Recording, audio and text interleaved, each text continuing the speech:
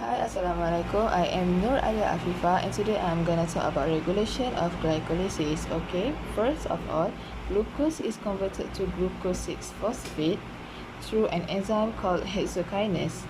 In this reaction, ATP is converted to ADP. The next step is going from glucose 6-phosphate to fructose 6-phosphate. This is a reversible reaction and is carried out by phosphoglucose isomerase. The next step is going from fructose 6-phosphate to fructose 1,6-bisphosphate.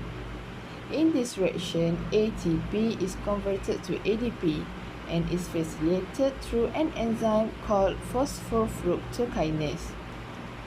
Now, from fructose 1,6-bisphosphate to another different product.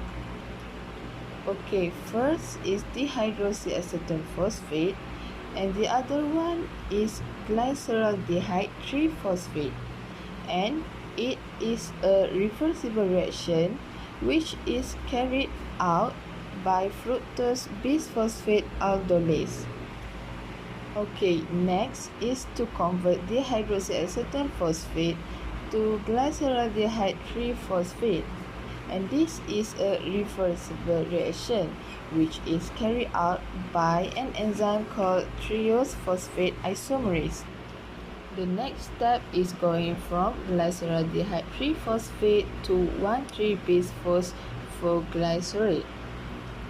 In this reaction, NAD+ is converted to NADH, and the enzyme that facilitates this reaction is called glyceraldehyde phosphate dehydrogenase. The next step is going from 1,3-bisphosphoglycerate to 3-phosphoglycerate. In this reaction, ADP is converted to ATP. So, this is the first time ATP is produced in this step. In this reaction, it is facilitated by an enzyme called phosphoglycerate kinase.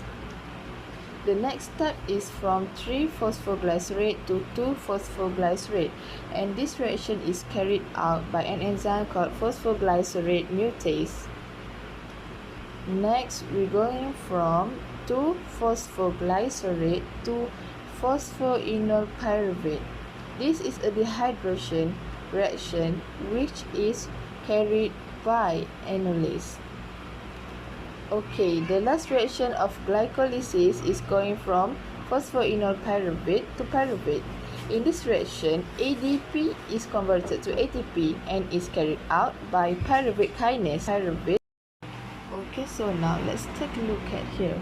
The only one that found in the liver is somewhere else. This enzyme is freely in the cytoplasm. This enzyme needs to be housed somewhere in the nucleus, and this enzyme is called glucokinase. And this enzyme will only be brought out by some type of stimulus. Okay, let's take a look here. There are two types of regulation, which is allosteric and hormonal. Okay, we talk about enzyme, and we know that enzyme has an overall three-dimensional shape.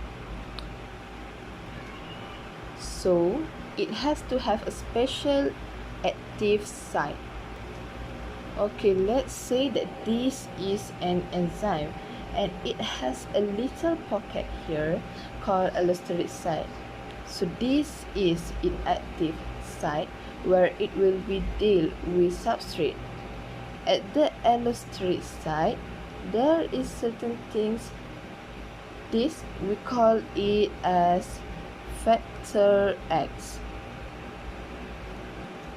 This is factor X, and it will combine onto it.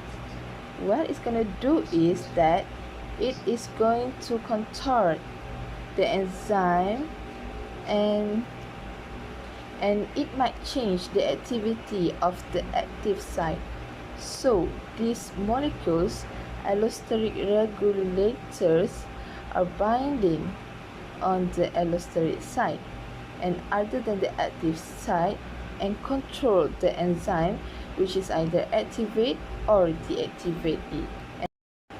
Okay, hormonal is more in terms of phosphorylation and dephosphorylation. Okay, let's look at hexokinase. Hexokinase is converting glucose to glucose 6-phosphate. To convert glucose to glucose 6-phosphate, glucose going to stimulate into hexokinase. And what happens when glucose 6-phosphate is formed too much? Okay, we just need glucose 6-phosphate to come in and bind with hexokinase and inhibit it. Okay, now glucokinase. Glucokinase still in here until the glucose stimulates into this enzyme, which is glucokinase. Once the glucose stimulates the glucokinase will come out. And when the glucokinase come out and it works, there will be someone that can actually inhibit this glucokinase into its house back. So who's gonna do that? So the answer is fructose 6-phosphate. Fructose 6-phosphate will inhibit this enzyme, which is glucokinase, and put it back in the nucleus. Okay, that's it about allosteric regulation. What about hormonal? Okay, there are hormones that I want to talk, which is insulin and glucagon. Insulin will be released when our blood glucose levels are high. Insulin can stimulate synthesis of more hexokinase and more glucokinase. So,